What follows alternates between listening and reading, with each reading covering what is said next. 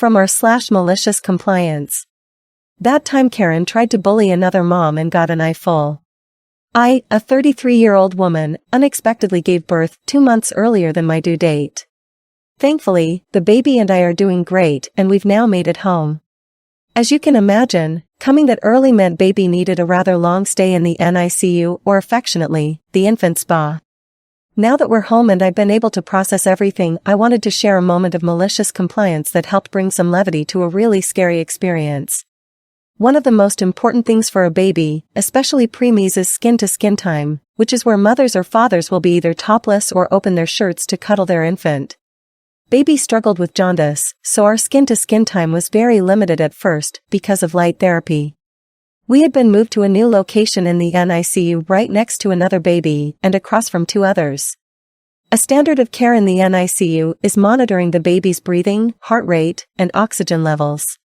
These monitors look like an old-school tube TV and are approximately 16 inches by 16 inches, and can display babies in other areas as well if the nurses need.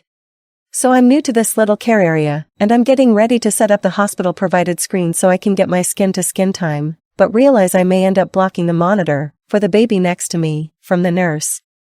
I asked the nurse if she can still see or if my setup was blocking anything for her. Obviously, I don't want to interfere with the care of another patient. She tells me everything was good, so I settle in for some much-needed snuggles. Not even 10 minutes later, I feel someone in my space, and look up to see a woman glaring down at me. Once I've made eye contact, Karen starts in on me, while I'm topless and holding baby, and so very vulnerable, about how I'm blocking the nurse from caring for her baby.